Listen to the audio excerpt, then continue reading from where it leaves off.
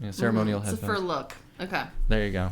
It's cool. So, without further ado, we were having a conversation that we should have had after this, so it's all nice and oblong shaped anyway. So we are here with Vicki Graff, Vicki Haller Graff. Vicki Haller Graf? You want Vicki Haller Graff? Yeah. Vicki Haller All Graff. three. I like that. Has good flow. Is that like a double last name kind of thing, Vicki Haller Graff, or is it Vicki middle name Haller? So it's legally my middle name now.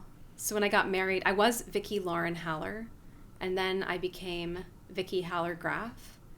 And then someday, when Abraham graduates from high school and is no longer in like this world, like he goes on to be his own person, I'll probably go back to Vicki Haller. And I've talked about with him, it's not a secret. Like legally changing it back to like not just introducing yourself. Yeah, because like the Graff is at this point connected really just to him, which is important. Which is why a lot of women don't change their last name when they separate. Yeah. Well, and I changed it initially because I was a stepmom and I wanted to feel like connected to my then husband's kids. Anyway, it's family. Exactly. Yeah. So that's it. So you're an artist. You're an artist of some sort. If you're on this show, you're an artist of some sort. Okay. Yeah. But what do you do? I mean, I know why you're here, but like, how do you look at yourself sort of first? Do you look at yourself as? I usually think of myself as a theater artist. Okay. And then to dissect that, I would usually say actor, playwright, director, whatever else is needed to make something happen. Because I'll try anything. Because you do it all. I mean, I try to. There's a lot of things that I don't necessarily have training in, but I don't know. I want to be able to do everything. So sure. You know, down the road, maybe I'll. It's always beneficial to know everything. I think so. Like lighting and what don't you know? I mean, I have like, a lot of experience in theater, so I know enough to cause trouble with like lighting and set design. Like I have ideas, but I don't really know what I'm doing. The best way to implement that idea or best way to execute it. Yeah. Yeah. Mm-hmm. So my study, like my training was all in performance. And you studied where? I went to the University of Evansville in Evansville, Indiana. Mm-hmm. And I also did just like a summer training at the Patravati Theater in Bangkok, Thailand. Whoa. Which was like a small amount of time, but a huge impact. So I sort of count that in as part of my training. Definitely. Cool. Yeah. So what did you learn at this Patravati? So they called it a performance boot camp. Okay. So we learned Thai dance and drumming, which was great, but not sort of the main thing. The main thing was it was run by these professors from NYU, and they like took some of their summer students there, and I had no connection to NYU. I just like found out about it and begged in.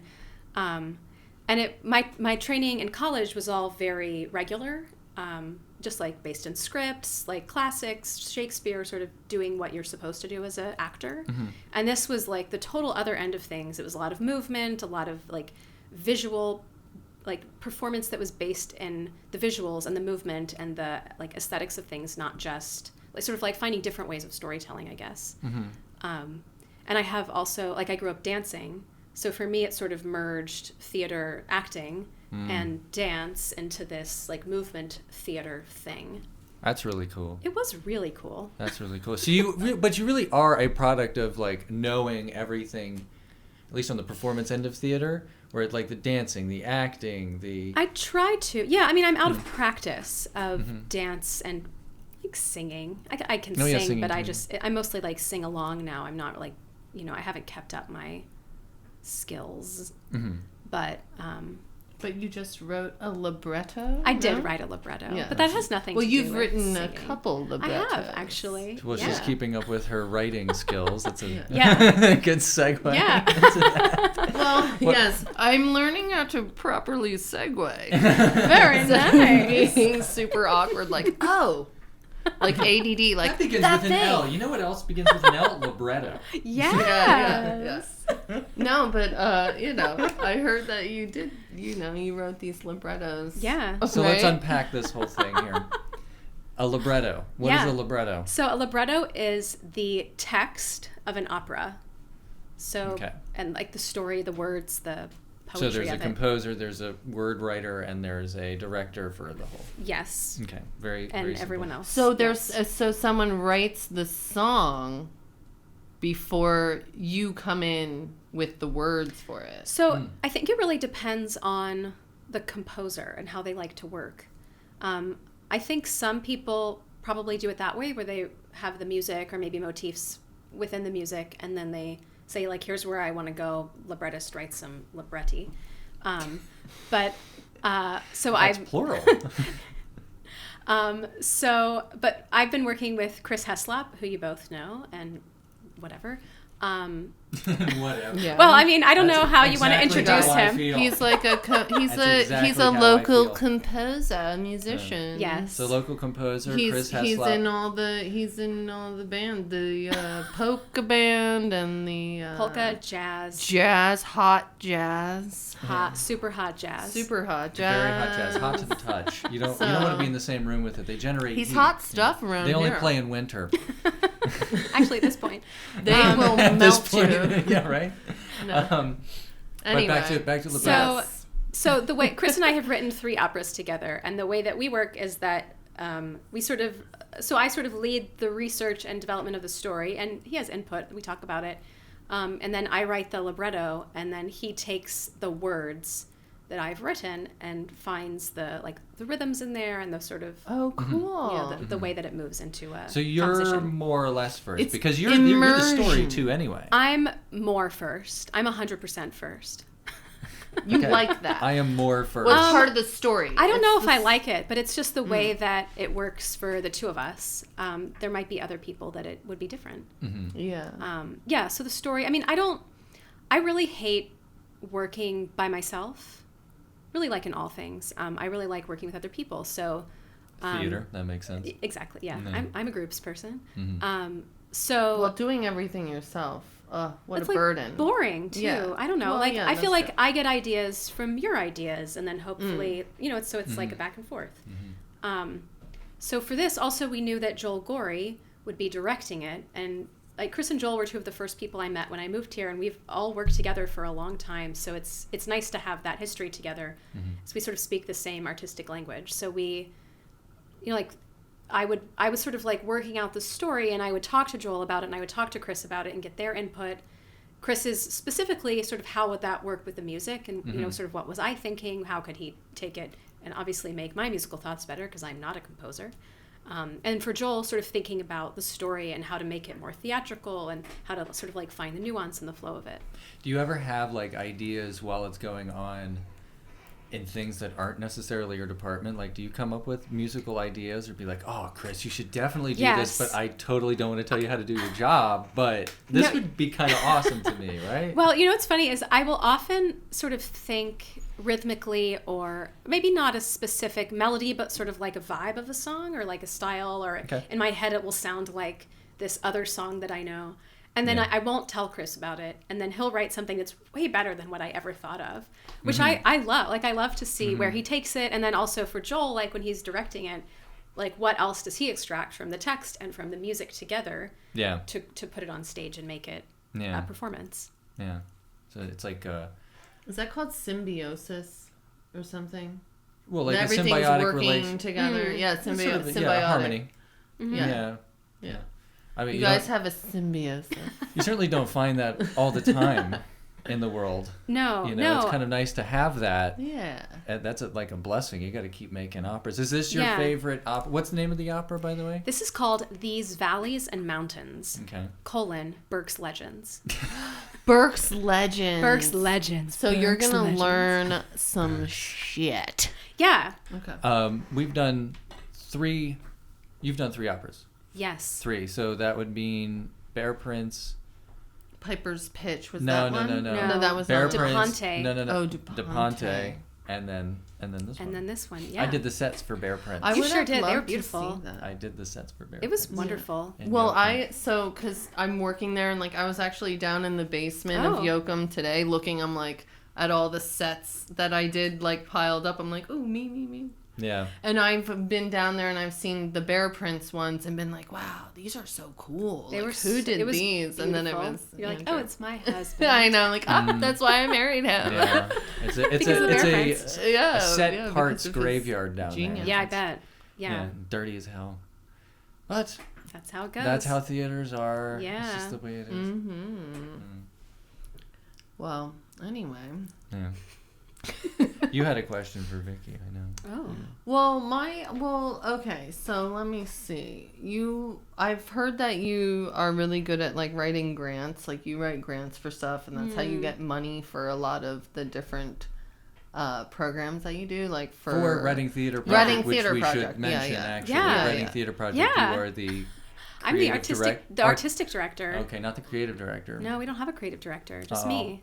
Okay. Yeah. Just you. It's you fighting at the top and every day. Yeah. So it's called a creative director? No. Wait. I'm sorry. Sorry. Daylight savings time. I see. I'm fucking with everybody. See, it makes everything worse. Yeah. So I'm the artistic director. Of the Reading Theater Project. Okay. And that's the head honcho. I'm the head honcho. Yeah, okay. That's right. I believe it would be Hansha. So you don't call it a Hansha. president? You're not the president. Well, we have a board of directors, okay. and so there is a president there, Jen Reimer, who you know. Mm-hmm. Oh, yes. But then, so we have like the board who does board things, and then we have like a creative team that I head up. Again, because I like working in groups. I love the workshops. They're great workshops. You know, just tell me more about that. Writing workshops. Oh yes, okay. Yeah. Is that what you would call them, or creative labs, or something like that? Yeah. So, I don't know. We've done all kinds of things in the past. So I've been doing this for 10 years. I realized, which is a long time. I've been doing it for 9. Yeah. Yeah. So. Time flies. It does fly. I mean, my goal. When you're in Reading Theater Project, time flies. Yeah. I mean. Which is like an experimental group. They don't normally do stuff that's been done before, save for like maybe an Oscar Wilde play. Yeah, I mean, and Upside when we Down. do things that have been done before, we try to sort of find something new about it. So we say we do new theater. So sometimes New original, theater. Based in Berks County, Berks history, Berks whatever, people, places. I like that. Yeah. Things. Yeah. Like People, that. 'Cause nouns. it's about our environment. You know? So we really try to focus on local artists, and local can mean regional sometimes. During the pandemic, local became the whole world because everything was online, which was great. But now we're sort of smallifying again and trying to sort of focus on the people that are here. I think it's a big deal that there's an opera company here. I don't know. It's like we're not a huge town, but there's a lot of arts here. But the opera was it was beautiful. Here being Reading, Pennsylvania. Reading, Pennsylvania. It is sort of surprising that there is at least something like an opera company. That just seems so luxurious. Yeah, and there's a lot of visual arts, the murals, of course, dance. It's like that music. the guy who wrote the news article, Dave Klein. About the Reading Eagle, the news article, and he was saying a lot in the article about, there's so much talent, and he wants everyone to get together and collaborate. And well, he works. He's on the board of RMF, I believe. RMF is the Reading Musical Foundation. So they funded in part the opera. They fund Reading Theater Project. They fund a lot of the traffic opera musical things happening around this area. Just Nuggets. Yeah. Thank you, Reading Musical Foundation. Thank you, Reading Musical Foundation. Cannot do it without you. You ask and you receive. Absolutely. Yeah. Well, it's nice to be supported by folks like outside of our organization. Sort of get it. Is that like what comes first, the chicken or the egg? The Reading Musical Foundation is here, and therefore creatives are here being able to reap the benefits of I think it's a supplement. It's like a vitamin. It's not it's not everything, and they won't give you everything. Yeah. But a place that wouldn't have something like that to provide. Sure, it would make it harder. It makes it easier for music to grow here. Yeah. The music things. Yeah, well, it's just grants in general. Yeah. Do that.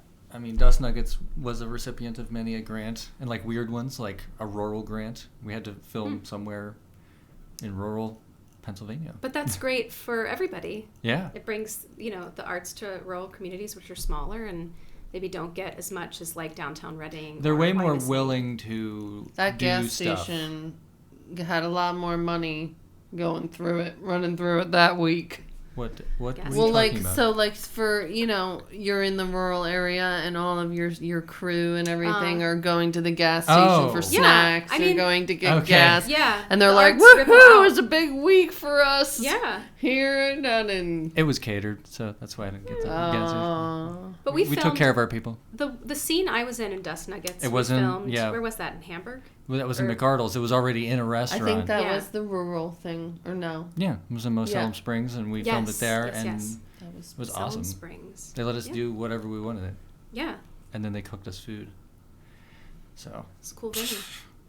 that's cool. Yeah. That's the fun part about It filming. did seem like a neat place. I had never been there, but I'm into going and seeing all these different dive bars. It's Yeah. what It's not a is dive the bar. weird? Yeah, that's just like a regular It's like a restaurant. bar restaurant. Yeah. It's Well, just not around here, so it feels like strange to Maybe us. it was Strangers. We're the strangers there. Strangers. Maybe it was the wood paneling on It's the dark. walls that made We it put feel a that in little that. divey to me. Our art direction put that in that morning. We put everything in. Actually, the only thing I think we did was hang a Irish flag over some big advertisement. That was the only and that Irish flag behind you. Yeah. Okay, so let me just set the scene. The whales. It's in Dust Nuggets, the movie. Turtles. Okay, be quiet. Okay, sorry. What, the turtles? Turtles, You all right? Jesus, Jesus. Anyway, so it's in a bar, and it's this Irish pub bar kind of thing, and then she's singing. She's dressed up like sort of like Cyndi Lauper-ish. Madonna, Cyndi Lauper. Yeah. Yeah, that kind of thing. And then she's very Super cool rock and roller. Thank you. She's very Yeah. rock and roll environmentalist. Yes. Obs. Yeah, and please, what you were already. I was just trying to preview it. It's very yeah okay good. What like underscore me. Whales, The turtles. buffalo, and squirrels. Basically that for about 2 minutes, and then it was funny because But it's a mix of like animals. Nobody cares and about the junk. squirrels. it's good, yeah, good things, and yeah, computer Yeah. frass was one Yes, of them, that's a and very lanternfly was a bad Sue one. Lang There's like line. a good line and then a bad line in Plastic her songs. straws. And then yeah, the Well, night we you were the no, you weren't. You did not become part of the band. no Correct. I know. no Spoiler because alert. you were a girl. Yeah. They couldn't have a Spoiler female alert. bass Spoiler player. alert, yeah. Just Women couldn't- just wouldn't have work. a lot of problems in America, including the Dust Nuggets wouldn't let them in. Yeah. No, we would let him in. Just couldn't be a bass player. Ugh. And she was finicky about it. It's like, okay, we could lose a drummer or gain a bass player. You know? I know some bands that would kill to have a female bass player. Well, It's all the rage. tell them to call me, and I'll learn to play the bass. She can fake bass play Exactly. so well. Yeah. Thank you. Yeah. Thank you. You did a very good job. Oh, thanks. It was fun. Right. It was really fun. Yeah. And we did all of that. Multi-talented. And we did all of that. We got a grant for it. Booyah. So yeah, scene paid for itself. But you were, I recall you saying in my past deja vu that most of your, the way that you get money to fund things is not actually through grants, or is that... Grants is a piece of the like total fundraising delicious pie. Yes. There you go. Like a salad, really. Yeah. Yeah. It's a salad. You don't want to eat it. It's not that delicious. I mean, I would say like the but lettuce it's of good the for you. fundraising salad is people. So like we get donations from a lot of people, families, local businesses, and that's sort of like the base. And then we get some grants, which is like some meat, like good, solid. There's certain things I feel like we can count on. Can add some meat to Protein. that salad. Yeah. It's for the salad. It's all for the It's And salad. you all get for a lot salad. of local In the end. grants, right? Yeah, so we get funded through the Pennsylvania Council on the Arts, which goes through Berks Arts locally. So the PCA, which is the Pennsylvania Council on the Arts, funds all around Pennsylvania. We often get funding from the Reading Musical Foundation, RMF, that we were talking about. Mm-hmm. The Berks County Community Foundation, which was the rural arts grant that you mentioned. So that was, I think, a one-time thing. So periodically they have arts funding. Things come up. Yeah. Yeah. But sometimes there's other kinds of funding that we qualify for that's not directly arts related, but maybe it's community related or location related, like the rural arts. You're left-handed, you get a Not left-handed me, grant. But yes. Yeah. In theory, someone else. That'd be great. That would be great for some people. For 1 in 9 people. Yeah. Hey, there probably is a grant for that. There was a scholarship for it. Yeah. And a kid told me that, and I was like, well, that's not. I said, are you left-handed? He said, yes. Well, I was like, well, that's not impressive. Like, if you got a left-handed grant for being right-handed, then I'm impressed. Or if you're ambidextrous, anything except being left-handed is like, okay, well, you're born like that. There was a time when people weren't allowed to be left-handed. They were like trained out of it at school. Just saying. Do you have any questions for us? Do you have any questions? Do you have any questions for us? Do you do projects together? Oh. Like by choice, not because you were hired to do something together. Yeah. Like what kind of stuff? Well, we do the posters for Writing Theater Project, and that is just more or less for fun. Yeah. Thank you. Sort of get our names out there to sort of just keep the thing going. We just did that keeps it sharp. in Nature Studio poster. We did the In Nature Studio, both. Several of them. Yeah. Yes. A bunch of different versions. And it's just more or less a challenge. But yeah, we're doing other things now to either build a resume or to do it for fun. Mm-hmm. So yeah. It's leading up to us doing a residency in Japan. Say more about that. Well, that's good because it's going to hold us to it.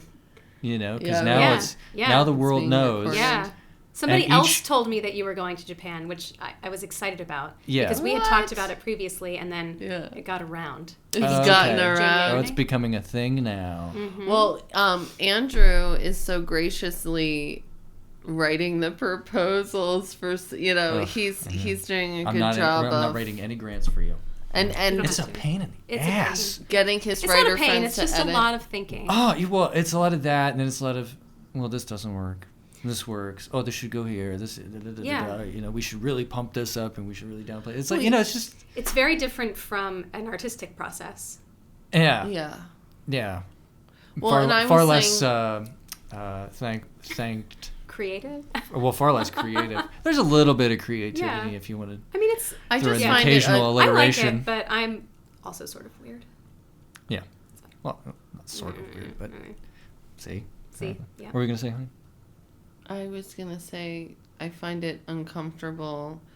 That's one of the things that I don't like, or what has kind of kept me from doing something like this, is because you have to sell yourself. You have to write like this huge puff piece of why you're so great, when really it's like, why can't I just come and make art at your studio? Like, we're having to pay to stay there anyway. Like, why do I have to be some great, fantastic thing? Like, can I not just come and That's do true art for there? Anything, like to be in a gallery space, to be grants or anything. Just look at the bottom line numbers.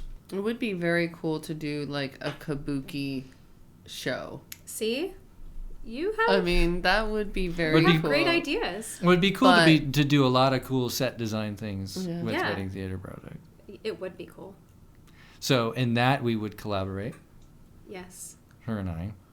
Cool. And then usually one of us takes like the reins while the other one. Yeah. Or like one takes the design where the other one takes the this or that. Yeah, we haven't done a set in a little bit. That's okay. Yeah. They're exhausting. It's a lot of work, yeah. And then you throw them away. What's your preferred medium? Is that the right question to ask? Or your preferred way of creating art? I don't know. Like, well, you know what? We were I don't just know you talking as well. about. You do film, you do painting, you do drawing, you do installation. I don't know, all kinds of stuff. I don't know. It's fun to do certain things. This is interesting, and I think it sort of ties into the acting thing. I do painting with Pochan. Yes. Right? Love it. And what's interesting is he's developed into a character that I've called Pochan, and he's making artistic decisions that I wouldn't. He's saying things that I wouldn't. Yeah, because it's totally a caricature. Exactly. Yeah. It's becoming something else. I'm just sort of allowed it to do that. It's almost like sketch comedy. It's become like its own. Yeah. Yeah. So it's an interesting process, a dual process in this case, where you're actually getting sort of a product out of it in the painting, and another product out of it being hilarious comedy. So that's been your favorite one so far? Sorry. No. That's what? That's your favorite medium that you've been doing? That's an example of it, I guess. So yeah, I'd say that's a mix top between of my head. film, acting, all the things, and painting. Yeah, absolutely. That makes sense for you. It's like all the things happening at once. Yeah. What about you, Nadia? Yeah. You know, I mostly like do oil paintings. I guess that's my preferred medium, but we were just talking about this the other day, how I find, conceptual art to be so intriguing, and I love clever things. Conceptual art, like well, I mean, I'm trying to think of the piece you were talking about with the guy with the mirrors, and it was like he made you go through the space in a different way. Just like setting up stuff like art, that, where but what I do is so much more of a kind of traditional way of doing artwork. I would love to kind of break out and do more conceptual stuff, but it is definitely out of my comfort zone. It's just out of something that you've done, and I think it's a very simple idea. Let me just lay out the idea. I saw this in some museum,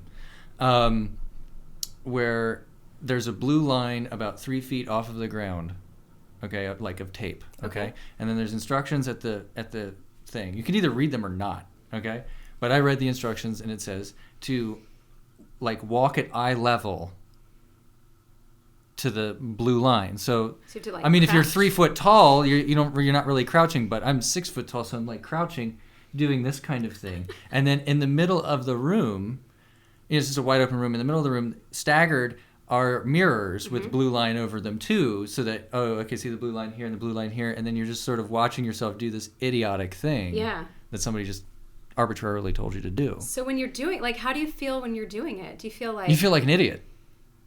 But I finished it. So, but is that... I went around, halfway through, I'm like, oh, that kind of moment. Is that the point of it? Is that the point of that work? Maybe. Yeah. Maybe. It's sort of open to that interpretation, but, it's... I'm into art that humiliates you. It's kind of fun. It's like the opposite of me. Oh yeah. You're warm and fuzzy, where I'm... but I don't know where I get that from, but where do you get your warm and fuzzy from? Do you know? Probably the Indigo Girls. Originated there. I was 12 years old. It was a hot moonlit night. Actually, yes, I learned about that. I first heard them at summer camp, and the rest is history. No, I really do think that my worldview is shaped by their music and their activism, and their whole thing is they are inclusive, and they're excellent in their field, and they bring more people. I want to be. I'm not at their level, obviously. So to piggyback on that with me, I've always wanted to be excluded. That's so interesting. But I really like you, and I like working with you. Oh yeah, I have nothing against anybody who wants to be included. Yeah. Go right ahead, jump in. Yeah. But let's remind ourselves that there is no box. Yeah. Well, let's remind ourselves box, exactly. Right? But I sort of stand as that wallflower, let's say, in that. I'll participate sometimes. But what if we just keep shifting the box? There is no box, though. Okay. Why shift the box? There is no box. Then you're already in it. You're in the non-box. Yeah. Sort of nothingness. You're included. Emptiness is not nothingness, and nothingness is not emptiness. That's true. Oh, yes. There's no box. I think that's what Zen means. No box. Huh. Yes. Okay. Well, I'm working on not trying to, discredit anybody here in what they're saying. Oh. Uh-oh. But go ahead. But Dimmel. Soste. No, I could see how you are kind of he's a trickster, and he likes to kind of get people thinking, I don't know, I could see how you're on the opposite side of, I don't know. Trickster is a good. Yeah, I could see how you say that you don't want to be on the in or included, I think was the... But at the same time, like, you are not a wallflower by any means. But I did say I will participate. I will participate, but I'm sort of watching it the whole time. Yeah. Maybe. Okay. There's maybe that's it. There's never a moment I'm not on or trying to bring something in some way. And that's usually artistic and visual and everything else, you know. I think that's part of the like sort of meditation path also, of being able to participate and be on the outside at the same time. Yeah. I at least try that. I mean, you know, to get hung up in something and it's sort of dangerous nowadays. It is. So you got to sort of watch it, participate, jump in. Well, he always says he has lots of these ideas, you know. He'll have ideas, but like some you could just throw out, you know, and maybe don't be so precious with them. Don't hold on to them so much. Just go through them. If it's a shit idea, then it's light them fine. on fire. Move them on. And whichever one's there at the end of the day, that's the one that you pick up, and that's your idea. Well, but you could have done a lot of things, and you chose to make good point. Like a comedy to share with the world, in a sense, you know. Mm-hmm. So you could have planted a garden, or I don't know. Could have saved trained some, for a could marathon. have saved some lives. You could have done something really good with yourself. Okay, really? Mom. You brought laughter Thanks, to the Mom. people, Pochan. Okay. Well, you said you watched that one that we did with my friend Kyle Medea, the one podcast, and like I think during that one he was talking about some of the things he did during the pandemic, and it's so funny. Everyone has like a pandemic like a hobby. Thing, where he was probably like, going to be a word for I that came soon. up with my puppets, you know. That would be a good premise for a show. Pandemic hobbies. At least like a... And we're like the cliche, like we got married during the pandemic. That was like another cliche. I was like, oh my gosh, I didn't realize that. But like, what an opportunity on a volcano. On a volcano. Yes. Yeah. That's I wasn't there. But your party was fun because it brought all these people together, and we hadn't seen each other for a year at least. I know. Yeah, that's good. Was That's true. That was sort of the confluence. It was like extra joyful. And there was a lot of theater people. Oh yeah, I mean, you know, that was fun for me. Who's Thanks. who. You're welcome. Yeah. I had a really good table. I'm still trying to think of the word to name this podcast. We usually have an episode name every time, and this has been the Indigo Girls. Maybe they would watch it. You know, you always mention them. It really is true. They are such a beacon. Yes. For you. I mean, you know, I wouldn't know who they are if it weren't for you. Oh, good. Be quite honest with you. Yeah. I mean, and good for them. It could be like comical from the outside, but it's, I don't know. Like, they're very earnest, which I appreciate, and I think I am. Like, I can be funny, but earnest, like serious. Not serious, but like I don't know. Its importance is... Yeah, it's like truthfulness is important. Yeah, like it matters. Stuff matters to me. Yeah. My dad liked the Indigo Girls. I don't know if I was telling you about that when you had mentioned the Indigo Girls. Many times before. Yes, it influences his art too. Yeah. Like, this no, my dad, you wouldn't, you know, that's awesome. If you knew my dad, you might be surprised to hear that. Oh, absolutely. But he, you know. It's like my dad saying it. Yeah, he was into the Indigo Girls, so he's the one who introduced I'd check and see if he had a fever, if my dad said that. Like, how do you know who they are? Yeah, I don't think they necessarily, like, they literally influence my art, but I think they just influence who I am so much that I can't. Well, it's sort of like, sort of that, like, moment, like that year zero. I always call it the year zero. When was your year zero? Mine was at 13 when I heard Jimi Hendrix. And then I just realized, you know, there's this whole other world that I had no idea existed, and there's going to be plenty more worlds that I know don't exist. So it just sort of like expanded my world. Yeah.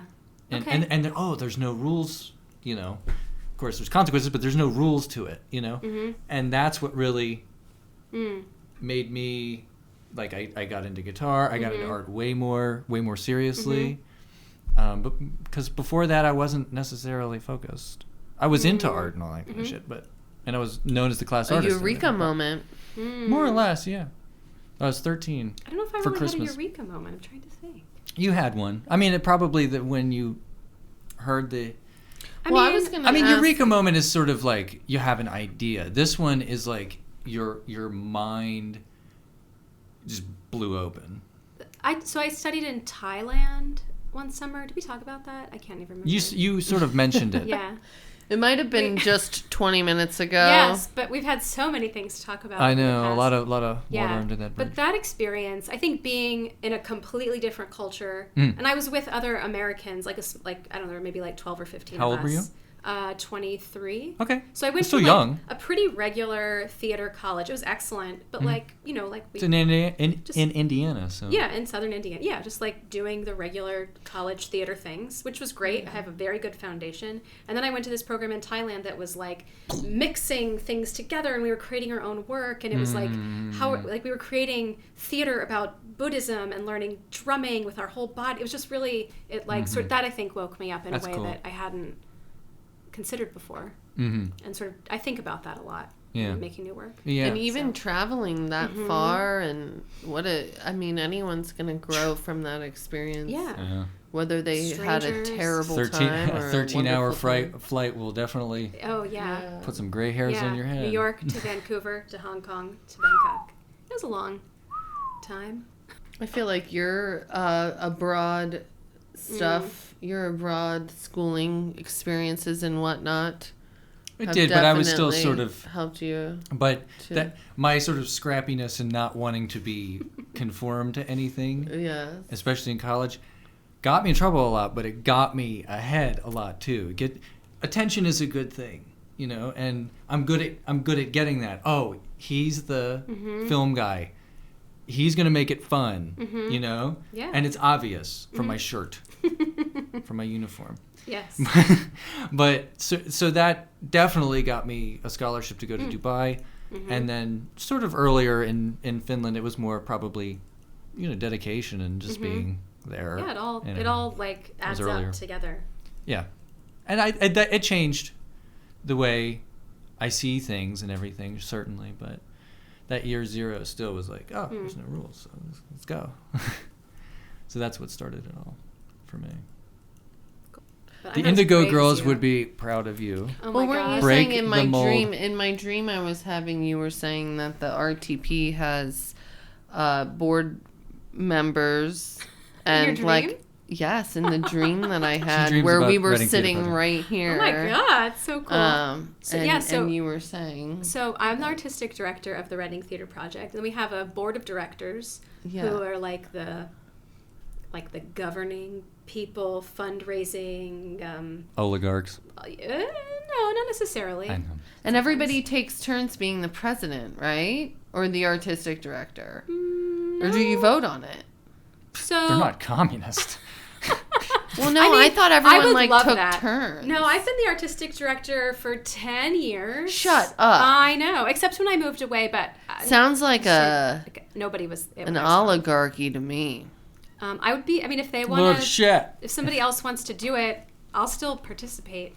So would they have to take your throne? You're doing a good job. No, it's a lot of work to sort of manage, because everybody, we have a board of directors, and then we also have what we call the creative team, which is just like the creative leadership, which is a bunch of folks, and folks, peeps, dudes, whatever. So we together sort of come up with the plans, and there's some things that at this point we've been doing every year, like the 5-Minute Fringe Festival you've been a part of, and she has not. You have not. Maybe this year. In Nature Studio. And in Nature Studio, this will be the 2nd year that we're doing it. We've I like done that lots consistency of play readings. of like small things. Yeah, I like but that. also we can't get too sort of stuck in the patterns, because that starts to feel limiting. Right.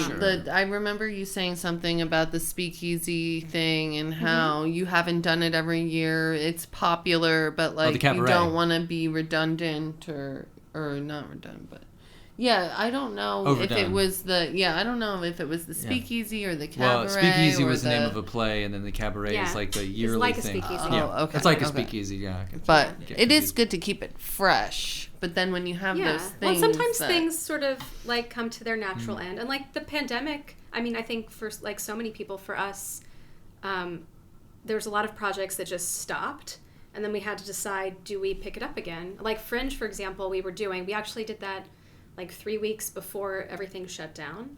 And I remember like we were standing on stage at Yoakum in the Black Box talking like, about it. Have you read about this? Yep. Like, remember that. Coronavirus. End of February. Yeah. So we could see something coming, but it wasn't clear what it was going to be yet.